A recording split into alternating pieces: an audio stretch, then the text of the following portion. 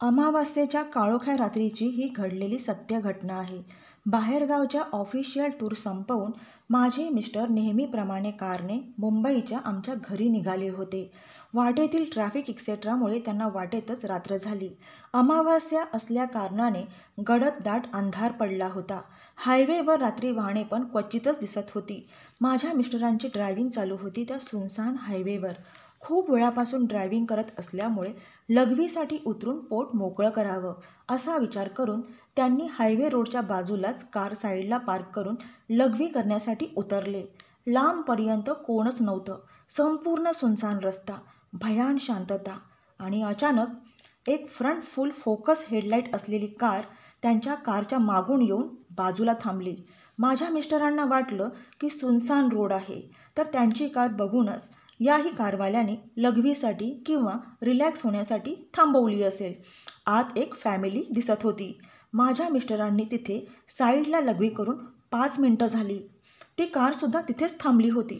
कारच्या आतीलसुद्धा लाईट चालू होती. 5 मिनिटं होऊन गेली. ती कार बाजूला थांबून अजून कोणीच कसं या कारमधून उतरलं नाही. कोणाचा काहीच आवाज नाही. कोणी काही विचारलं पण नाही. त्यामुळे माझे मिस्टर बाजूलाच पार्क केलेल्या त्या कारच्या जवळ जाऊन डोकावून पाहिलं असता कारच्या आतील आणि बाहेरीलसुद्धा फ्रंट लाईट चालू होती.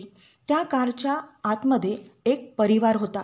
नवरा बायको आणि त्यांची 2 मुलं, जी चौघेही माझ्या मिस्टरांकडे शून्य नजरेने, शून्य भावनेने, कोणतीही हालचाल न करता फक्त एकटक बघत होते. बाप रे, हे काय आहे आणि काय घडतंय? जमिनीवर घाबरून त्यांचे पाय जाग्यावरच थांबले. तोंडातून शब्द निघेना. घड्याळात पाहिलं तर घड्याळाचा काटा बरोबर 12 वाजले दाखवत होता. घाम फुटला. त्या सुनसान हायवेवर या 2 कारांशिवाय कोणीच नव्हतं.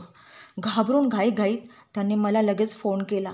प्रतिभा, मी अंबरनाथ हायवेवर लघवीसाठी थांबलो होतो आणि एक कार माझ्या बाजूलाच थांबली आहे. बहुतेक ॲक्सिडेंटल कार आहे ती, असं मला तरी वाटत आहे, ज्यात पूर्ण परिवार त्या हायवेवर अपघातात मृत्युमुखी पडला होता.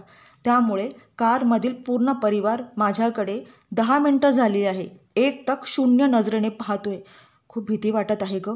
प्लीज फोन चालू ठेव. फोन ठेवू नकोस. मी आता कारमध्ये बसतोय. थोड्या वेळाने पुन्हा मग बोलले की हो, आता मी कार चालू केली आहे. आता निघतोय. 10 मिनिटात घरी पोचतोय. असं बोलून सुटकेचा निश्वास सोडला. माझे मिस्टर सुखरूप घरी येऊपर्यंत मी